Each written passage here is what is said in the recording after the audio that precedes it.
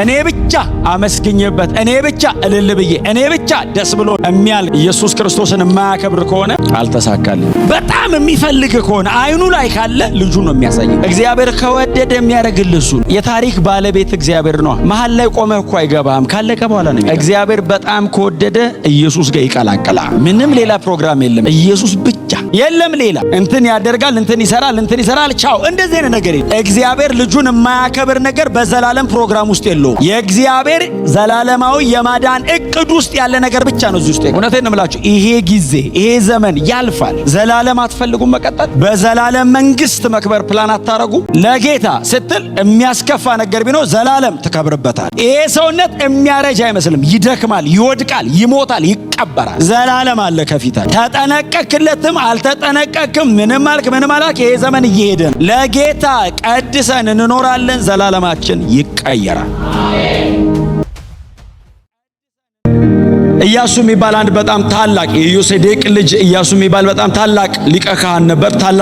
ታላቁ ሊቀ ካህን ይለዋል፣ ራሱ ነው የሚለው ታላቁ ሊቀ ካህን ይለዋል። እና በእግዚአብሔርና በሕዝቡ መካከል የሚቆም ታላቅ ሊቀ ካህን ነውና ኢያሱን በራእይ ያየዋል። ዘካርያስ በራእይ ነው የሚያየው፣ በአካል አይደለም እያዩ ያለው፣ ፊዚካሊ አይደለም እንደዚህ አይነት ልብስ የለበሰው እና ራእይ ነው የሚያየው። ነብይ ነበርና አይኑ ተከፍቶ ራእይ ያያል። እና ራእይ ሲያይ በጣም ብዙ እንደዚህ አይነት ልምምድ እንዳለው አስባለሁ እዚህ ውስጥ። እና ራእይ ሲያይ ራእይ እየጠራ አይደለም የሚሄደው፣ እየጠራ ሙልጭ ብሎ ላይታይ ይችላል። እየጠራ ነው የሚሄደውና ገና ራእዩን ማየት ሲጀምር ያየው ታላቁ ካህን ኢያሱ በእግዚአብሔር ፊት ቆሞ አየሁታል። መጀመሪያ አይኔ ተከፍቶ ሲያይ የእግዚአብሔር ካህን የነበረው ታላቁ ካህን ኢያሱ በእግዚአብሔር ፊት ቆሟል አለ። ዋው! በጣም ተገርሞ እያየው ያለ ድንገት እንደገና ደግሞ ሳይ ይከሰው ዘንድ ደግሞ ሰይጣን በኢያሱ በስተቀኝ ቆሟል ይላል። ያው በእግዚአብሔር በስተግራ እንደማለት ነው። እግዚአብሔር በቀኙ ልጁን ብቻ ነው የሚያስቀምጠው እና በኢያሱ በስተቀኙ በኩል ይከሰው ዘንድ ደግሞ ሰይጣን ቆሟል አለ። እግዚአብሔርን አየ፣ ኢያሱን አየ፣ ሊከስ ደግሞ ሰይጣን ቆሟል አለ። ይሄ ብቻም አልነበረም። ኢያሱን እንደገና ሳየው እድፋም ልብስ ለብሶ ደግሞ በእግዚአብሔር ፊት ቆሟል። እግዚአብሔርን አይቶታል፣ ኢያሱን አይቶታል፣ ከሳሹን አይቶታል፣ የሚከሰስበትን ምክንያት አይቶታል። ሰይጣን ዝም ብሎ አይደለም የመጣው፣ ዝም ብሎ አይደለም የገባው፣ ግራውንድ አግኝቷል። ኢያሱ እድፋም ልብስ ለብሶ በእግዚአብሔር ፊት ቆሟል። ስለዚህ ሰይጣን ያችን እንደ ኤግዚቢት ይዞ እድፋም ልብስ ለብሷል ብሎ ገብቶ ሊከስ ነው። አንድ ኢያሱ የሚባል ግለሰብ አይደለም ኢምፐርሰን ኢያሱ ብቻ አይደለም። ሰውየው ሊቀ ካህን ስለሆነ በቀኝና በግራ ደረቱ ላይ ስድስት ነገድ ይዞ በእግዚአብሔር ፊት ስለሚቆም ከምርኮ ተመልሶ የመጣውን ሕዝብ ወክሎ ነው የቆመው። ስለዚህ ሰይጣን እየከሰሰ ያለው አንድ ኢያሱ የተባለ ግለሰብ ሳይሆን ከምርኮ ተመልሶ የመጣውን የእግዚአብሔርን ሕዝብ ነው። ይሄ ሕዝብ የፈለገ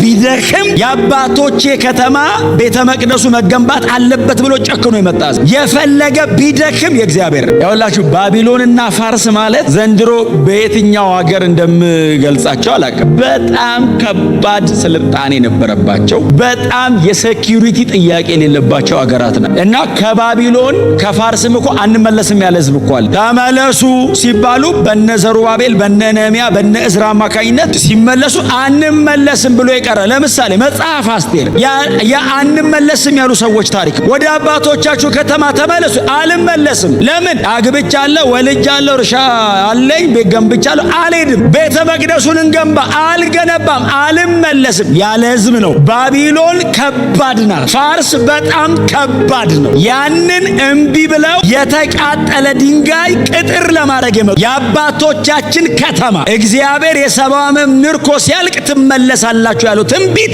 በእኛ መፈጸም አለበት ብሎ የመጡ ቢደክሙም የእግዚአብሔር። ስለዚህ ሰይጣን እየከሰሰ ያለው ከምርኮ ተመልሶ የመጣውን ህዝብ ነው። እግዚአብሔር የኔ ነው ብሎት እየተናገረው ያለውን ህዝብ እድፋም ልብስ ለብሷል ብሎ ሊከሰው ሰይጣን ቆሟል። እና ስብሰባው እንደሱ ሶስቱ ናቸው ያሉት። እና እግዚአብሔር ስብሰባውን ጀመረው። ያው እግዚአብሔር ካለ ማንም አይጀምረው፣ ራሱ ጀምሮ ነው የሚጨርሰው። ማንም እግዚአብሔር ከጀመረ ቀጥሎ አስተያየት አሰጥም መቼስ።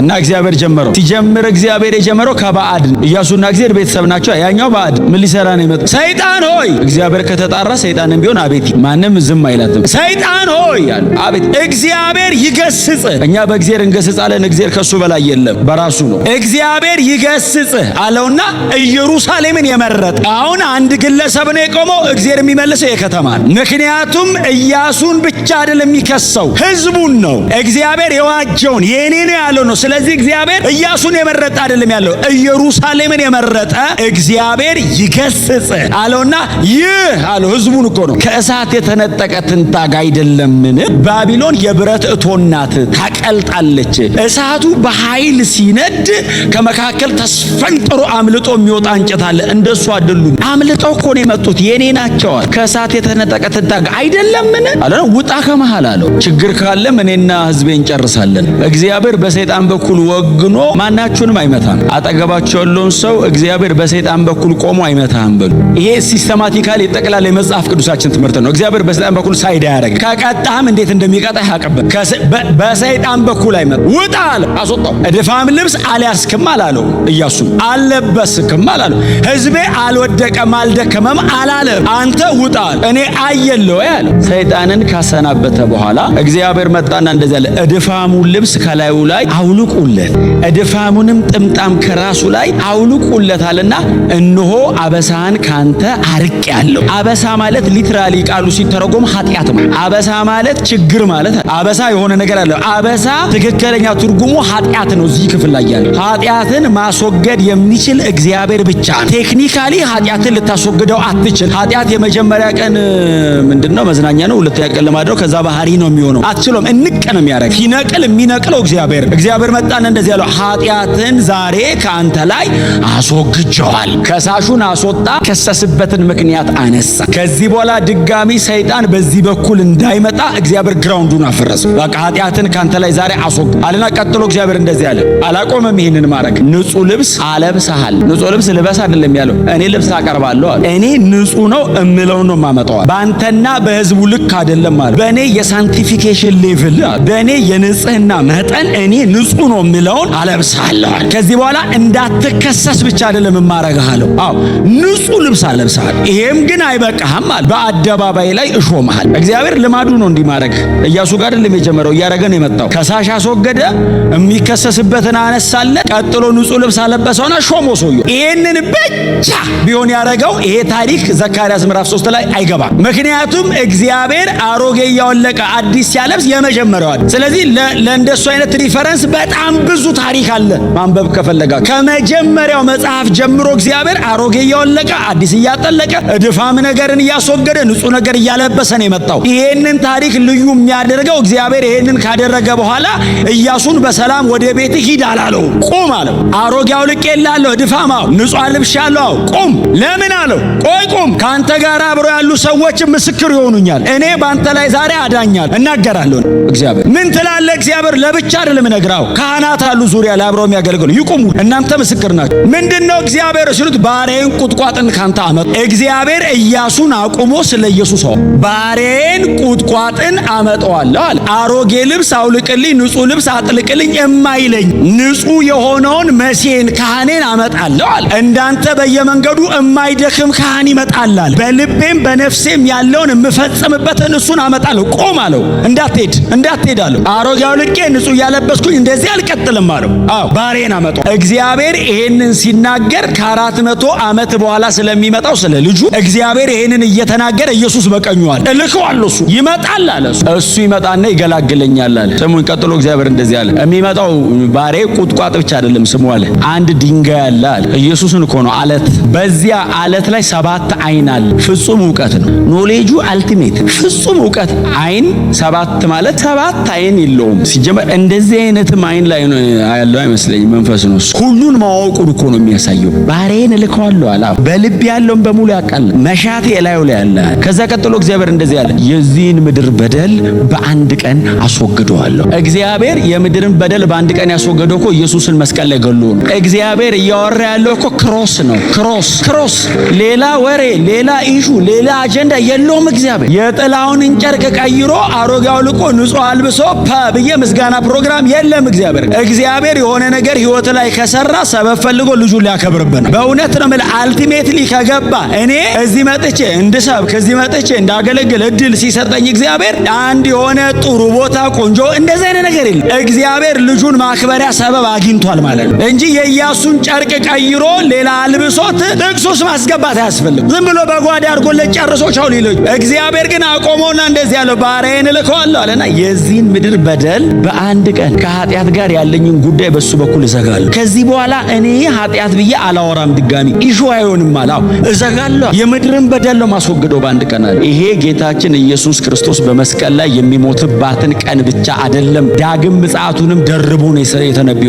እግዚአብሔር የፍጥረትን አካሄድ እቀይርበታለሁ። ኢያሱ ሆይ ስማ አለው። እየሰማው ነው ሲል ብቻንም አይሆንም እናንተ ስሙ አለ አብርሃም። እግዚአብሔር ምስክር ሰብስቦ ነው ያወራው ስለ ኢየሱስ። አልሰማውም እንዳትላለ አንተ እንደዚህ የኖርክ ትሞታለህ አለው። ባሪያዬን ነው የምጠብቀው። ቁጥቋጥ ኢየሱስ የእግዚአብሔር ባሪያ ነው። ኢየሱስ የእግዚአብሔር ባሪያ ነው። ይሄ መቼስ ምናልባት ዛሬ ጊዜው ስላልሆነ እንጂ የማርቆስ ወንጌል ስብከት አይደል? ኢየሱስ የእግዚአብሔር ታማኝ አገልጋይ እኮ የማርቆስ ወንጌል እኮ ኢየሱስ እኮ የእግዚአብሔር ታማኝ አገልጋይ አይደል? ምዕራፍ 10 ቁጥር 45 አይደል? ማርቆስ ወንጌል ተሰብስቦ የሚቀመጠው ሙሉ ማርቆስ ወንጌል ቁጭ የሚለው እኮ ምዕራፍ 10 ቁጥር 45 ላይ የሰው ልጅ ሊያገለግል እንጂ ሊገለገል አልመጣም አለና እንዲያውም ነፍሱን ለብዙዎች ቤዛ አድርጎ ሊሰጥ ነው። ይሄ የማርቆስ ወንጌል ሙሉ ሐሳብ ኢየሱስ የእግዚአብሔር ታማኝ አገልጋይ ዝቅ ብሎ የሚያገለግል እግር የሚያጥብ እንዲያውም ማገልገሉ ነፍሱን እስከ መስጠት የሚደርስ ሰርቫንት እግዚአብሔር ባሪያ እሱ ነው። እልካዋለሁ በልቤ በነፍሴ ያደርግልኝ ኃጢአት ነው በአንድ ቀን አስወግዳለሁ አለና ስሙን ክሮስ ብቻ ሳይሆን ሰከንድ ካሚንግ እንደሆነ የምታውቁት የኢየሱስ የመስቀል ሞት ብቻ ሳይሆን ዳግም ምጽአቱ እንደሆነ የምታውቁት ሁሉም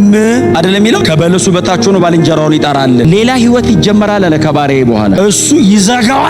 ሌላ ህይወት ይጀመራል አለ እግዚአብሔር። የመስቀል ሞቱን ብቻ ሳይሆን ዳግም ምጽአቱንም ደርቦ ተናገረበት። ሌላ ህይወት ይጀመራል እዘጋለሁ በልጄ በኩል አለ። ክብር ለኢየሱስ ይሁን። እግዚአብሔር የሚወዳችሁ ከሆነ ሰበብ እየፈለገ ልጁን ኢየሱስ ክርስቶስን ብቻ በእናንተ ህይወት ላይ ያከብረዋል። የሆነ ነገር አድርጎልህ ቢለቅ በእውነት አልተሳካልህም። በእውነት እኔ ብቻ አመስግኜበት እኔ ብቻ እልል ብዬ እኔ ብቻ ደስ ብሎኝ የሚያልቅ ኢየሱስ ክርስቶስን የማያከብር ከሆነ አልተሳካልኝ። በጣም የሚወድ ከሆነ እግዚአብሔር ኢየሱስን ነው የሚገልጥበት። በጣም የሚፈልግ ከሆነ አይኑ ላይ ካለ ልጁ ነው የሚያሳየው። አንድ ሴት አለች፣ እኔም እዚህ በጣም ደጋግሜ ማነሳት ሩት በመቸለታም አንስችላል። ሩት አትገርምም? ታምር አላረገች፣ የሞት አላስነሳች፣ ባልተረተረች፣ ምንም እኮ የሰራችው ተአምር እኮ የለም። ጨክና መሲህ ግንድ ውስጥ የገባች ሴት እግዚአብሔር ከወደደ የሚያደርግልህ እሱ ነው። ኑኃሚን ናት አይደለ? ቤተልሔም ረሃብ መጣ ይልና የት ነው ሄደ? ሞዓብ። ቤተልሔም እኮ ዳቦ አይጠፋም። ስሙ ራሱ የምግብ ቤት የዳቦ ቤት እንዲራብ ያደረገው እግዚአብሔር ኑኃሚንን ወስዶ ሩትን ይዛለት የታሪክ ባለቤት እግዚአብሔር ነው። መሀል ላይ ቆመህ እኮ አይገባህም፣ ካለቀ በኋላ ነው። አሁን ኑኃሚን እኮ እየኖረች አይገባትም ምን እየሰራ እንደሆነ እግዚአብሔር ለመሲያዊ ላይኑ ነው የሚጨነቀው፣ ለኑኃሚን አይደለም። አሁን ለእናንተ አይጨነቅም እያልኳችሁ አይደለም። ኢየሱስን ራሱ የሰጠን ለኛ አስበው ነው። ግን በጣም እግዚአብሔር የሚያንገበግበው ጉዳይ ልጁ ከኔ በላይ የሚያንገበግበው ኢየሱስ ኑኃሚንን ወሰዳት። ኑኃሚንን ወሰዳትና በዚያ ባላ ሞተ ይላል አይደል? ልጆቿ ሞቱ ይላል። ከዛ ሁለቱ ልጆቿን ኬሊዮንና መሐሎንን ያገቡት ሩትና ያቺኛው ማን ነበር ስሙ? እኔ ባክ ያረገ ሰው እኮ ብዙ አሊዛ ስሙ ሐሳባችሁ መልሱ ረቃችሁ አትሂዱ። ኦርፋ ሁለቱ ምራቶቿ ቀሩ ነው አይደል የሚለው። ከዛ ኑኃሚን በቃ እኔ መራራ ነኝ ብላ ባይዘዌ ወደ ጎን አይደለም ማለት ኮምፕሌኗ ሁሉን የሚችል አምላክ አስመረረኝ አለ። ወደ ጎን ቢሆን ከእንትና ጋር ታወራለህ። ሁሉን የሚችል አምላክ አስመረረኝ ሊገለኝ ነው ኑኃሚን እንዳትሉ ማራ በሉኝ አለች። እሺ አሏት። ሞዓባውያን ናቸው ልጆቹ ምን ያውቃሉ? ያህዌን እኮ ኑኃሚን ላይ እኮ ነው የሚያውቁ። ኑኃሚን ደግሞ የምታስተዋውቃቸው ኮምፕሌን እያደረገ ይኸውላችሁ የዛ የዕብራውያን አምላክ ኧረ ይኸውላችሁ ጨርሶ ብቻዬን አስቀረኝ። ከዛ በቃ ወደ ሀገር ወደ ቤተልሔም ልሂድ እግዚአብሔር ቤተልሔምን ጎብኝቷል እናንተ አለችና መረቀቻቸው። በጣም አስገራሚ ምርቃት ነው መረቀቻቸው። ወደ እናቶቻችሁ ቤት ተመለሱ፣ ወደ አባቶቻችሁ ቤት ሂዱ፣ እንደገና አግቡ፣ እግዚአብሔር ቤታችሁን ይባርክ ብላ መረቀቻቸው። ሂዱ አይዟችሁ በቃ ምንም በፍጹም አንመለስም እያሉ እያለቀሱ መጡ። ይሄ መሳፍንት 16 አካባቢ ነው ታሪኩ። ለብቻው መጽሐፍ ስለተጻፈለት እንጂ ታሪኩን ካስገባችሁት መሳፍንት ዘመን ላይ ነው፣ ምዕራፍ 16 ላይ ነው። እና ሄዱና ከሞዓብ ወደ ቤተልሔም ወደ እስራኤል ክልል መሻገሪያው ላይ ወንዙ ጋር ሲደርሱ ኑኃሚን እንዳለቻቸው ተመለሱ። አንመለስም። ኧረ ተመለሱ። መሬት ላይ እየተንከባለሉ ሲሉ ቆይ ቆሙ አለቻቸው። ስሜታዊ አትሁኑ። አይ በፍጹም ስሜታዊ አትሁኑ። እኔ እኮ ተመለሱ ብለው እኮ ስለማልፈልጋችሁ ሳይሆን እኔ አሁን ቤተልሔም ገብቼ አገባለሁ አለች ኑኃሚን። እድሜዋ በጣም አርጅቷል። አታገቢም እንደው ባገባ አለቻቸው። እወልዳለሁ አትወልጅ። እንደው በወልድ እምወልደው ልጅ አድርጎ ያገባችኋል እንዴ? አያገባንም። ታዲያ ተመለሷ እንዴ ያገናኙን ልጆቻችን አይደሉ እንዴ?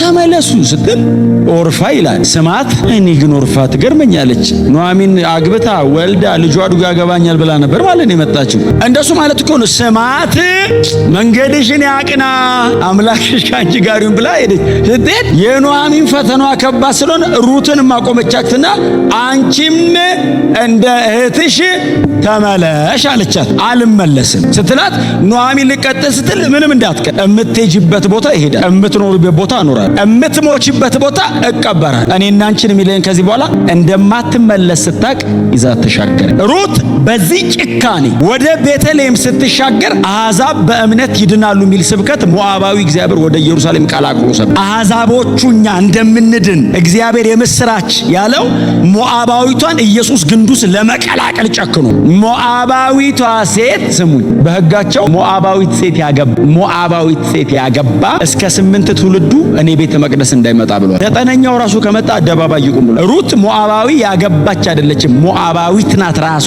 ቤተ መቅደስ አይደለም እንዳትመጪ የተባለችው የኢየሱስ ግንድ ውስጥ ነው ሰብራ ይገባ። እግዚአብሔር በጣም ከወደደ ኢየሱስ ጋር ይቀላቀላል። ምንም ሌላ ፕሮግራም የለም፣ ኢየሱስ ብቻ የለም። ይሄው ምናልባት እኔ ዛሬ ጊዜው ስለማይበቃን እንጂ ሁሉንም የመጽሐፍ ቅዱስ ታሪክ ብናመጣው እያንዳንዱ ታሪክ ኢየሱስ ላይ ላይናባል ይገጥማል። የለም ሌላ እንትን ያደርጋል፣ እንትን ይሰራል፣ ቻው እንደዚህ አይነት ነገር የለም። እሱን እግዚአብሔር ከሰራ ቀጥሎ ኢየሱስ አላጠቀ። እግዚአብሔር ልጁን የማያከብር ነገር በዘላለም ፕሮግራም ውስጥ የለውም። የእግዚአብሔር ዘላለማዊ የማዳን እቅድ ውስጥ ያለ ነገር ብቻ ነው እዚህ ውስጥ። ሁሌ ላለው አብርሃም የሚባል ሙሴ የሚባል እከሌ የሚባል የቀደመ ኪዳን ጀግና ምናምን የለም። ብቻውን ባለ ታሪክ የሆነ የለም። እነዚህ ሰዎች በሙሉ እዚህ ውስጥ የገቡት ኢየሱስን አይተው ኢየሱስ ሲሉለት እግዚአብሔር ቀላቀላል። ኢየሱስ ሲሉለት ና 4 መጽሐፍ ጻፍ፣ 5 መጽሐፍ ጻፍ ባለ ታሪክ። እውነቴን ነው የምላችሁ፣ ይሄ ጊዜ ይሄ ዘመን ያልፋል። ዘላለም አትፈልጉ መቀጠል? በዘላለም መንግስት መክበር ፕላን አታረጉ? ዛሬ ለጌታ ስትል የሚያስከፋ ነገር ቢኖር ዘላለም ትከብርበታል። ያልፋል። በፍጹም አንታለልም። ይሄ ሰውነት የሚያረጅ አይመስልም። ይደክማል፣ ይወድቃል፣ ይሞታል፣ ይቀበራል። በፍጹም እንዳትል። ዘላለም አለ ከፊታችን። ተጠነቀቅለትም አልተጠነቀቅም ምንም አልክ ይሄ ዘመን እየሄደ ነው። ለጌታ ቀድሰን እንኖራለን። ዘላለማችን ይቀይ። እስቲ ጉባኤ ይጩና ኢየሱስ ይበልስ።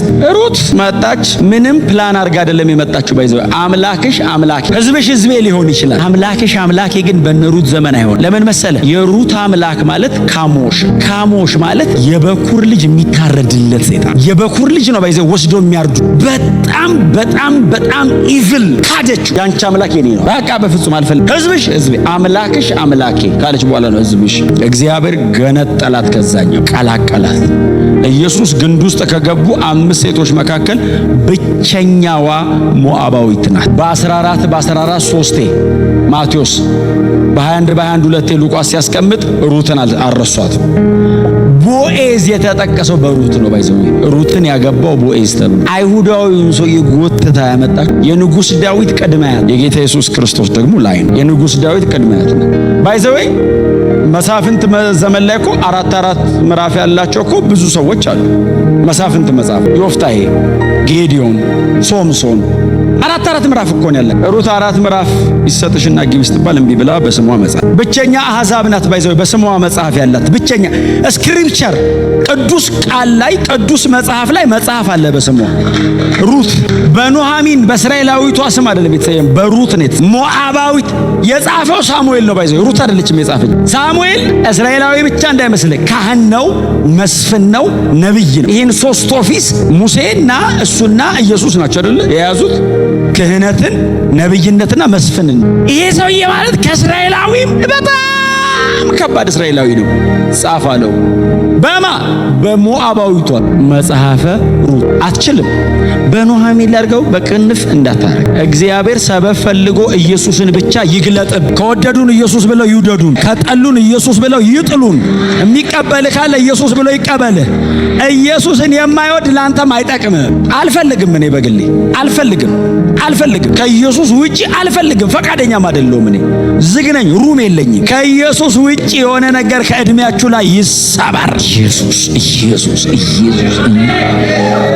የ1000 ዓመታት ነገስታት ወደቁ፣ ባለስሞች ተሻሩ፣ አለቃ ኃያል የተባለ ወደቀ፣ ፌል አረገ፣ ሲስተም ፌል አረገ፣ ኪንግደም ፈረሰ፣ ሁሉ ወደቀ። ይሄው 1000 ዓመታት እያሸነፈ 1000 ዓመታት ነፃ እያወጣል። የሚታየው ዓለም ላይ ብቻ እኮ አይደለም፣ መናፍስት 1000 ዓመት አጋንንት የማይችለው የኢየሱስን ስም ብቻ ነው። ጮክ በሉና ኢየሱስ በሉት እስቲ። የለም ሌላ። ይሄ ትልቁ ትርክት ከዘፍጥረት እስከ ራእይ ያለው ስለ ኢየሱስ ነው። ለሆል ፓኬጁ ክራይስት። አንድ በጣም የምትወደው ሴት አለች አይደል? ከይሁዳ ጋር በተያያዘ ዮሐንስ ወንጌል ላይ ደጋግመን የምናነሳት ምስኪን ሴት። ወርሺፕ የሚባለው ነገር የሚገባኝ በሰው ደረጃ አምልኮ፣ በመላእክት ደረጃ የተጻፈ ጥቅስ አለ። ራእይ ምዕራፍ 4 ላይ አለ አይደል? ምንም ሳይደረግላቸው ቅዱስ ቅዱስ እያሉ ይቀጥሉ አለ። የመነካት ውጤት ነው አይደል? ወርሺፕ ያሉ። እሷ ግን ከአቅም በላይ ነች።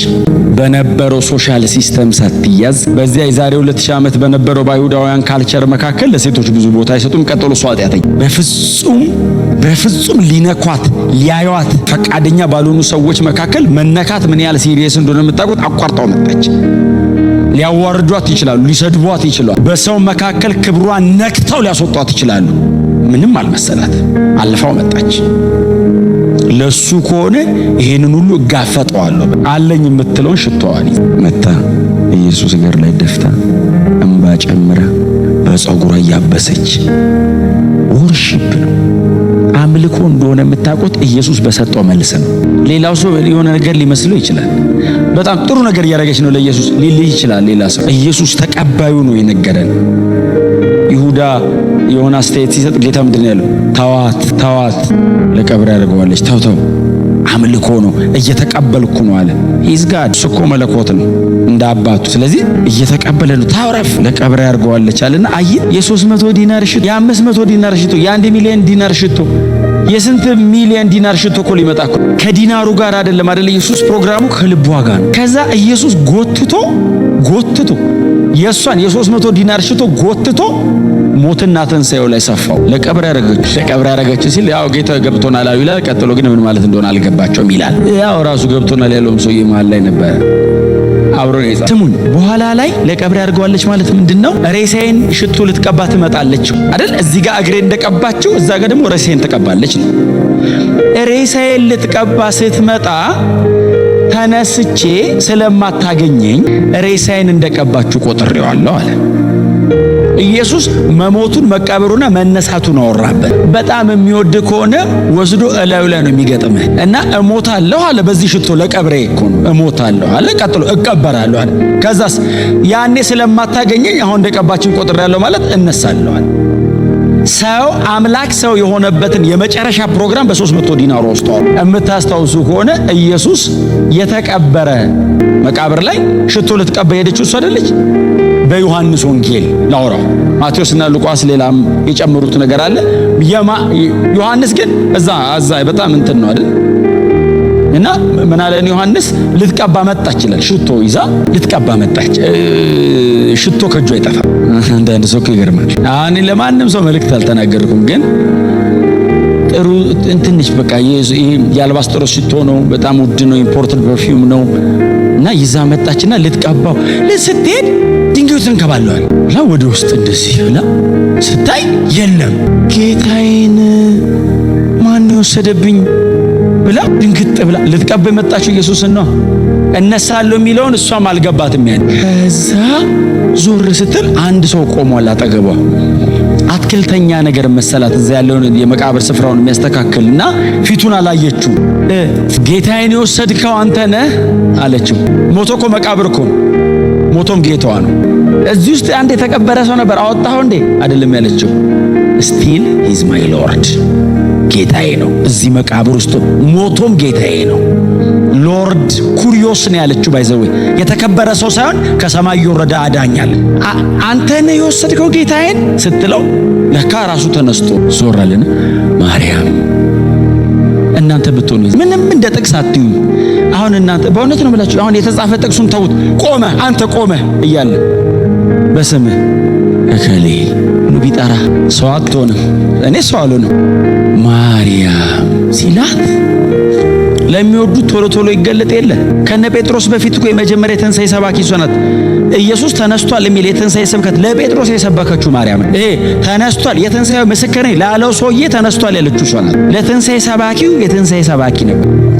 ማርያም ሲላት ትወዷለች። አንተ ነው የወሰድከው ነበር ቅድም ያለችው። ኢየሱስ እንደሆነ ስታውቅ ረቡኒ አለችው። መምህሬ፣ የሕይወቷ መሪ ነዋ፣ የሕይወት አስተማሪዋ ነው። መምህሬ ስትለው እንዳትነኪኝ አላት። እንዳትነኪ፣ ወደ አባቴ ገና አልሄድኩም፣ ሂጂና ለወንድሞቼ ተነስቷል በያቸው። ኦ ማይ ጋድ! እኔ እንደዚህ አይነት ኢንካውንተር ነው የሚያሸንፈኝ ታውቃለህ። እንደዚህ አይነት መነካት እግዚአብሔር ያሳይ። ከዛ በኋላ ሽቶም ጥቅስ የለውም። ሽቶም ርዕስ አይደል? ጥላው ሮጠች መሰለኝ እንዴ! ምክንያቱም ልቀባው ብላ ያመጣችው ጌታ ቆሟላ። ሽቷን ጥላ እንዴት እንደሮጠች ዮሐንስ መቼስ እንደው በጣም አንገብጋቢው ጉዳይ ለመጻፍ አንገብጋቢው ኢየሱስ መነሳት ነው። እሷ ሮጣ አይደለም እንጂ እንዴት ሾክ ውስጥ እንደወደቀች እንዴት እንቅፋት እንደመታት አቧራ በአቧራ ሆና እንዴት እንደደረሰ ፍጥነቷን ዝም በላ አስበው። የኢየሱስን ትንሣኤ ለማውራት ሮጣ ሄዳ በር ዘግቶ ቁጭ ብሏል። ማን ነው አሉ ውስጥ። ምክንያቱም ሮማውያንም ሊሆኑ ይችላሉ፣ ፍርሃት ላይ ናቸው። እኔ ነኝ ትንፋሻው ቁርጥ ቁርጥ እያለ እየሮጠች ነው የመጣችው። እኔ ነኝ ማን? ማርያም ነኝ አለች። በሩን ሲከፍቱት ጌታችን ተነስቷል። ምን አይነት እከሌ ነኝ፣ እንዴት አደራችሁ፣ ሰላም አደራችሁ፣ ደህና ዋላችሁ? ምን ዜና አለ ከኢየሱስ ሌላ? ምን የምታወሩት አንገብጋቢ ርዕስ አላችሁ ከኢየሱስ በላይ?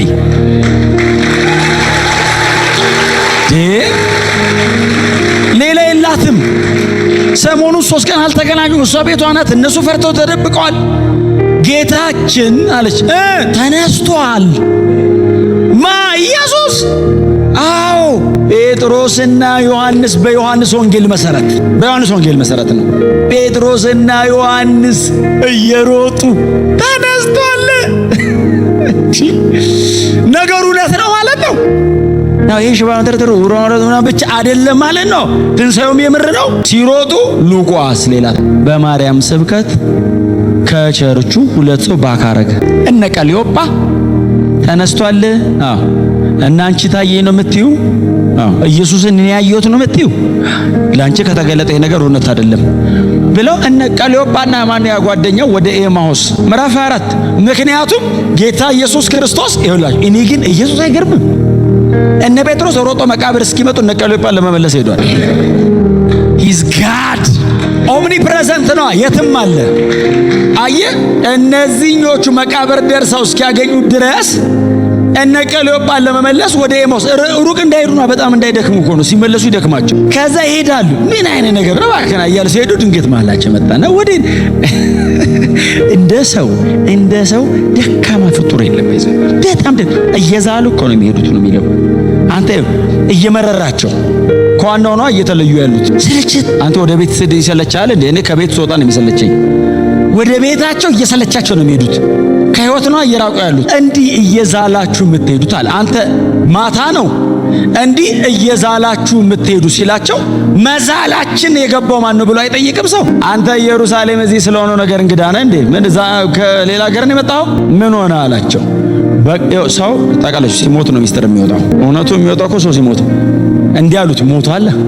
በቃልና በስራ ብርቱ ስለነበረው የተናገራትን በሙሉ ያደርጋል። ስለዚህ ስለ ናዝሬቱ ስለ ኢየሱስ አልሰማህም እንዴ? እስራኤልን ይቤዣል ብለን ጠብቀን ያለውን በሙሉ ስላረገ ይሄንንም ያረጋዋል ብለን ነበር። ምን ዋጋ አለው? በካህናት እጅ ተላልፎ ተሰጥቶ እባክህ ሰቅለው ገደሉት። ከተቀበረው ዛሬ 3ኛ ቀኑ ነው አሉት። እነሳል ያለው በ3ኛው አይደል? ምን አለ በ4ኛው ቢመለሱ? ሰው እኮ በእውነት እግዚአብሔር ካረዳው እኮ እንደ ሰው መፈጸሚያ ቀኑ ላይ ኮቶ ሄዳል። ይንጥቀቀን እንዳይቀር ነው የምፈራው እንጂ ሰው በእውነት እኮ ነው ብላችሁ ዛሬ ከተቀበረ 3ኛ ቀኑ ነው ሲል ይውላችሁ መጽሐፍ እንደ 15 ኪሎ ሜትር ነው ሄዱ። 15 ኪሎ ሜትር እየሰበካ ከሕግ ይላል ከነቢያትና ከመዝሙራት ዘሆል ብሉይ ኪዳን ማለት ነው። ኢየሱስ ክርስቶስ መከራ ሊቀበል ሊሞት ሊቀበርና ደግሞ ከሙታንም በሶስተኛው ቀን ሊነሳ እንደሚገባው እየጠቀሰ ያስረዳል። እኔ ነኝ አላላቸው፣ እየጠቀሰ እንትኑን ጠብቆ ነው ያስረዳቸው። ነገ እንዳይመለሱ በእውቀት እንዲመለሱ ነው። አይ ስሜታው ነው ከተመለሰ ነገ የሚሆነ ቀን ይመለሳል። ይሶይ አውቀ ከወጣ ግን አትመለስም። ስለዚህ ነው አስረዳቸው። ገጠም አድርጎ አርማታ ነው የሰራው። እዚህ ኮንክሪት አርሲሲ የሚሉት አለ። ይሄ ውሃ ውስጥ የሚቆሙ ይሄ ውሃ ራሱ የማይሸረሽረው ኮንክሪት አለ። እሱን ግጥም አድርጎ ገነባባቸውና ቤታቸው ሲደርሱ ወደዱት። ታውቃለህ ምን አይነት ሰባኪ ነው? በቃ ልቤ ነዳል ሲሰብክ። ይሄን ሰውዬ እንዴት እንለየዋለን? ግባና አራት አብረን ብላሉት። እሺ አላቸው። እሱ ሊያረግ ያለውን ያውቃል። እዛ እነ ማቴዎስን እየጠበቁት ነው። እነዚህን ተሸክመው ወስዳቸውም እንደመጧት ነው የሚመለሷት። አንደኛ ያጠፋው ነገር ዋጋ ያስከፍላል። 15 ኪሎ ሜትር ዘርቷል፣ ያጭዷታል። ረቃችሁ አትሂዱ። በጣም ብትስቱ መንፈስ ይሆናችሁ ሳቱ። በጣም ወደ ዓለም አትሂዱ። መመለሻው ሩቅ ነው። መመለሳችሁ ላይ ቀር የትም ሄዳችሁ ይሄን ህይወት አታገኙትም። ይሄ ህይወት ያለው እዚህ ቤት ብቻ ነው። ይሄ ህይወት ያለው ኢየሱስ ጋር ብቻ ነው። ምንም ያጓጓ ምንም ይምሰልህ ብትሄድም ትመጣል። ይሄ የዘላለም ህይወት ነው። ኢየሱስ እንወድሃለን በእውነት። ከዛ ያው ማዕድለ ሁሉ እሱ ነው የሚያመሰግነው። አይሰጥም ያው ያበዛዋል። ሌላ አንተ ብሎ ነው የሚያመሰግነው። አሁን ሌላው ቢያመሰግን ምንም ያለችው ናት የምትበላ። እሱ ሲያመሰግን ለሰፈር ነው። ተቀበላቸውና ቆረሰው አይደል? አመሰግናለሁ ብሎ ቆረሰውና ሰጠ። አንተ ሰው ምግብ ሲቀበል አይኑ ይበራል። ረሃብ መጥፎ ነው፣ ይጋርዳል። ተቀብለው ልክ ማዕዱን ቆርሶ ሲሰጣቸው አይናቸው ተከፈተ። አወቁት እንዴ ሲሉ ጣፍ ከመሃላቸው ኦልሬዲ ደረሷ ብርሃኗ ላይ። አሁን የደረሱበት ብርሃን የትም ያስደርሳቸዋል። 15 ኪሎ ሜትሯን መመለስ አይደለም የህይወት ዘመን ይሞቱለታል ገና። ይሄ ብርሃን የላይፍ ታይም ነው። መጽሐፍ እንደዚህ ነው አይደለም የሚለው? እኔ በሉ አይልም እኮ ባይዘው ተነስተው ወደ ኢየሩሳሌም 15 ኪሎ ሜትሯን መጽሐፍ እንደሱ ነው እየዛሉ ነው የሄዱት። ሲመለሱስ ደረሱ ነው የሚለው ባይዘው። ድካም የለም። ይብራልኝ ይንካ ከነካ ጉልበቴን ያመኛል ተጸልይ አትልም። ተንበረከከ ነው የምትገኘው። ዝለት ስንፍና ምናምን የሚመታው በብርሃን ነው። እሱ ከተገለጠልህ ትጋት ህይወት ነው። ህይወት ነው። ትጋማ አትባልም፣ አትመከርም። ስትኖረው ነው የምትገኘው። ሮጠው ሄደው ልክ እነ ማርያም የተሰበሰቡበት ቦታ እየመጡ እያለ የዮሐንስን ደግሞ ልንገራችሁና ልጨርስ። ጴጥሮስና ዮሐንስ መቃብር ሲደርሱ ኢየሱስ ይወዱ የነበረ ደቀ መዝሙር ነው የሚለው ስለ ዮሐንስ። ራሱ ስለሆነ የጻፈው ዮሐንስ ነኝ አይልም። ራሱን በጣም ደብቆ አርጅቶ ስለጻፈ በጣም እንትን ነው፣ ሰልፍለስ ነው። በጣም ስለበሰለ ስሙንም አይጠቅስም። ያው በጣም ስበስሉ ትጠፋላችሁ አይደል? በጣም ስበስሉ እኮ አትታዩ። ስለዚህ ሰውየው እኔ እከሌ ነኝ አይልም። ኢየሱስ ይወዱ የነበረ ደቀ መዝሙር ጴጥሮስንስ ኬፋ ይሉ ሲሮጡ ይሄ እድሜ ልጅ ነው፣ ከኬፋም ልጅ ነው። ስለዚህ ሩጫ ይቀድመዋል። ምን ብሎ ቀድሞ ደረሰ። እኔ አሁን ቀድመ ትደርሳለህ የሚል ስብከት የሚወጣው አይመስለኝም። ዝም ብሎ ሩጫ ነው ይመስለኝ። ኖርማል ሩጫ ልጆች ሲሮጡ አይነት ይሄኛው 18 ዓመቱ ነው ሲጠራው 21 ዓመቱ ነው ማለት ነው ዮሐንስ። ያኛው ትንሽ ተለቅ ይላል። ስለዚህ ሩጫ አይልኝ ሮጦ ቀድሞት ደረሰ ይልና ዮሐንስ ሮጦ ቢደርስም ሪዘርቭድ ቆሞ በር ላይ መቃብሩ በር ላይ ቆሞ ወደ ውስጥ አየ። አንተ ተነስተን ማለት ነው ብሎ ሲጠብቅ እኔ ጴጥሮስ እኮ ስወደው ደረሰ ይልና ገባ። በጣም ነው የምወደው በእውነት። ሰማይ እናገኘዋለን እኮ ደረሰ። አንድ ምን አትሉትም? ሰማይ ጂሰስ እንኳን እንደሱ ባሉበት ዘመን ታሪኩ ተሰራ። ኢየሱስ እንኳን በእንደነዚህ አይነት ሰዎች ዘመን ሰራ እና ደረሰ ይልና ከዛ ዮሐንስ ቆሞ ሳይ ገባ ይላል። ኢየሱስ የገባበት መቃብር ምንም አልሆንም ብሎ ዘው ብሎ ገባ ይልና አየ አመነ ይላል። ተነስቶ ነው እባክህ ሲል ዮሐንስ ገብቶ አይቶ አመነ አይልም ጻፈው። ሲጽፈው ምን እንዳለ ታውቃለህ? ኢየሱስ ከመቃብሩ ሲወጣ ወይንም ከሞት ሲነሳ የተከፈነበትን ጨርቅ አልነካውም ብሎ። አሁን ድንጋዩን አላንከባለለም ብሎ የጻፈልን ማቴዎስ ነው። ድንጋዩ ተንከባለለ ነው የሚለው መጽሐፍ እንጂ ኢየሱስ አንከባለለ የሚል ጥቅስ የለም። መዝሙር ነው ያለው፣ ጥቅስ የለም። መዝሙር አለ ፈነቃቅሎ ወጣ የሚል ደስ ይላል። ፈነቃቅሎ ወጣ አንጀት ያርሳል፣ ጥቅስ የለው። የኔ አንጀት እንዲርስ ያልተጻፈ አልዘምርም። እኔ ቶሎ የሚርስ አንጀት መፈለግ ነው። እኔ ምንም መጽሐፉ በአግባብ አውቆ ነው የተጻፈው። መጽሐፍ ቅዱስ የሆነ ቦታ አጥፍ ያለበት ካለ ጥፍ ማለት ነው። ነጠላ ሰረዝ ከሆነ የድርብ ሰረዝ ድምጽ አታውጣ። እንኳን ቃል መቀየር አይደለም ስርዓተ ነጥቡንም መጠበቅ አለበት። እና ጉጣው ሳይቀር ይፈጸማል እኮ ነው ያለው። ህጉ ሳይሆን አጻጻፉና ኮማና ፉል ስቶፕ ጠብቅ ያደርጋል እኮ ነው ያለው ኢየሱስ። ለስክሪፕቸር ታማኝ መሆን እግዚአብሔርን ማክበር። ለመጽሐፉ ታማኝ በሆናችሁ ቁጥር እግዚአብሔር በእናንተ የመክበር አቅሙ እየጨመረ ይሄዳል። እስቲ አሜን። እና አሁን ለምሳሌ ማቴዎስ ነው አይደል ድንጋዩን አልነካውም ያለን? አንድ ብርቱ መልአክ ከሰማይ ወረደ ይልና ድንጋዩን አንከባለለው ይላል። ማቴዎስ ነው ያለን። አሁን ኢየሱስ እንዲቻል አልነካትም ነው። ምክንያቱም ድንጋዩ እንደተዘጋ እኮ ኢየሱስ ወጥቶ ሄዷል። እነ ቀለዮጳን ለመመለስ ምናምን እኮ ሄዷል። እሱ እኮ ወጥቷል እኮ ቀድሞ እኮ ነው የወጣው እንጂ አንከባለለው እኮ አልወጣም። ምክንያቱም ሲያንከባለለው የሮም ወታደሮች እንደሞተ ሰው ነው ደርቆ ቆሙ ይላል። ሲያንከባለለት አይደለም ኢየሱስ ሾልኮ የወጣው። አንከባለሉና ግቡ አላቸው። የለም እኮ ስለዚህ እኔ ሳላንከባለለው እሱ ወጥቶ ሄዷል። ድንጋዩን ሳይነካው ነው አይደል ከመቃብር የወጣው። ለዛ አይደል ሳያንኳኳ የገባው። ለዛ አይደል በተዘጋ እስር ቤት ይዟቸው የወጣው። የሐዋርያት ሥራ ምዕራፍ 4 እኮ እስር ቤቱ እንደተዘጋ ይዟቸው ወጣ እኮ ይላል። አታነቡም እንዴ? እስር ቤት በሙሉ እኮ አይከፈትም። አንዳንዱ እኮ ዝግ ነው። እሱ መክፈት ከፈለገ ይከፍታል፣ ካልፈለገ እንደተዘጋ ይዞ ይወጣል። እንደሱ አይደል? ጠዋት ሲመጡ በሩ በጥንቃቄ ተቆልፈዋል ምናምን አሉ። ከዛ ሲገቡ ሰዎቹ በር ሳይከፍቱ መስኮት ሳይነቅሉ ጣራ ሳይገነጥሉ ወጥተው ሄደዋል። እሱ በተዘጋ መቃብር ስለወጣ በተዘጋ በር ስለገባ በተዘጋ እስር ቤት ይዟቸው ወጣ ይላል። እሱን አሁን ሐዋርያት ሥራ ምዕራፍ 4 ላይ ገብታችሁ አንብባችሁ ከሰዓት በኋላ አሜን በሉ። ቤት እዚያውን አሜን እንዳትል ጥላም በተዘጋ በር ትወጣለህ ብሎኛል ብላችሁ እንዳሞክሩ አጥቅሱን አንብቡና ስታምኑ አርጉ። ለዘላለም ሕይወት የሚሆነው ተሰጥቶናል፣ ይበቃናል። እሱ ጌታ ይባረክ። እና መቃብሩ ላይ ያለውን ድንጋይ አንከባለው ቁጭ አለና ኢየሱስ ተነስቷል። ግቡና ይዩ አላቸው ይላል ዮሐንስ ሲጽፍ ድንጋዩን አይደለም አለ። ጨርቁን የጭንቅላቱ ጥቅልል ቦታው ላይ እንደተቀመጠ ነው አለ። እንዲህ አላወለቀውም፣ ከውስጥ ነው የወጣው። በዚህ ሪዘሬክሽን ፓወር የትንሳኤው አካል ጨርቅ አልነካም ማለት ስትወጡ ሳትነኩ ነው የምትወጡት አለ። ይሄን አይለብስም ማለት አዲሱ አካል እሱ በሰማይ የሚለብሰውን ብርሃን ያለብሰናል። እና ሮማውያን የገነዙበትን ጨርቅ ኢየሱስ አልነካው። ከዛ ተመልሶ መጥተው ተሰብስበው 12ቱ ናቸው እነ ማርያም ምናምን ቆመው እያወሩ እያለ እንዴ ተነስቶ ነው ምናምን እያሉ እያወሩ እያለ በር ዘግተው ግጥም አድርገው ዘግተው በእንትኑ ገባ። በበር አልገባም ይላል። ስለዚህ በግድግዳ አካባቢ መጽሐፍ ቅዱስ ክፍል እኮ ብትኖሩ ከባድ ዝም ብሎ ገባ። ሲገባ ሉቃስ ጌታ ይባርከው፣ ሉቃስ እንደነዚህ አይነት እንትኖችን የጻፋቸው ከጴጥሮስ እየሰማ ትምህርተ መለኮቱ ነው የጳውሎስ እንጂ ኦርደሯን የዓይን ምስክር ከነበር። ስለዚህ ጴጥሮስ የተሰማቸው ነው የነገረው። መንፈስ ያዩ መሰላቸው ይላል። ልክ በእንትዝጋው መንፈስ ያዩ መሰላቸው። ድንግጥ ሲሉ መንፈስ በእኔ እንደምታየው ሥጋና አጥንት የለው ኑ የምትበሉትን ስጡኛል። ተቀበላቸው ነው ጎረሰው። መንፈስ ቢሆን ዱብ ነው ጎረሰው። ቶማስ ና አለው። ያመንክ እንጂ አላመንክ አትሆን። አስገባጅና ጂኒ ነካኝ እኔው ነኝ አለ። ኢየሱስ ተነስቷል አለ። ይሄ አልበቃ አለውና ከዛ መጨረሻ ላይ ምን አረገ?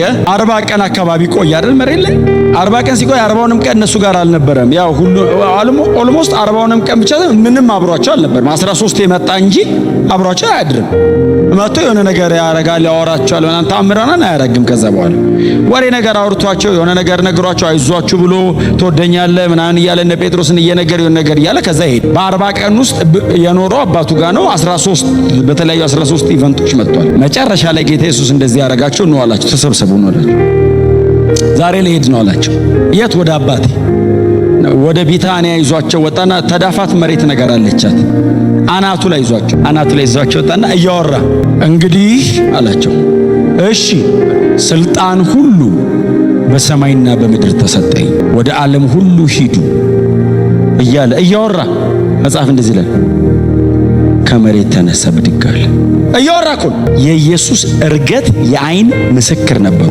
እንደዚህ እያወራ ወደ ዓለም ሁሉ ሂዱ፣ ለፍጥረትም ወንጌልን ስበኩ፣ ያመኑትንም በአብ በወልድ በመንፈስ ቅዱስም እያጠመቃቸው እየሄደ እኮ ነው እሱ። አሁን እኔ ይሄን ማይክ ባወርደው እዛ ጋር አይሰማም። እሱ ወደ ደመና እናቴ 24000 ጫማ ላይ ይሰማል ድምፅ። በአብ በወልድ በመንፈስ ቅዱስም እያጠመቃቸዋቸው ያዘዝኳቸውን እንዲጠብቁ እያስተማራቸዋቸው ደቀ መዛሙርቴ አድርጓቸው ሲል ደመና ተቀበለ። ደመና ውስጥ ሲገባ ሉቃስ 24ኛው ምዕራፍ ላይ አልዘጋውም። የሐዋርያት ሥራ ምዕራፍ 1 ላይ ቀጠለው። እንደዚህ ብለው ቀሩ። እውነታቸውን ነው። እኛም ብንሆን እንደሱ ነው የምንቀረው። እንደዚህ ሲሉ ነጫጭ ልብስ የለበሱ ሁለት ሰዎች ከሰማይ ብቅ አሉ። ኢየሱስን ሊቀበሉ የመጡ እኮ ናቸው። ብቅ አሉ። እናንተ የገሊላ ሰዎች አሏቸው። ከላይ እነሱ እታቸው ነው። አቤት ምን ትሰራላችሁ አሏቸው። ሂዱ እንጂ። አንዳንድ የመጽሐፍ ቅዱስ እግዚአብሔር እኮ እንዴት ጉድ እንደሚያደርገን ምንድነው የምትሰሩት? እያየነው ነው። ሂዱ፣ ሲሄድ እንዲህ እንዳያችሁት እንዲሁ ይመለሳል። ሃሌሉያ!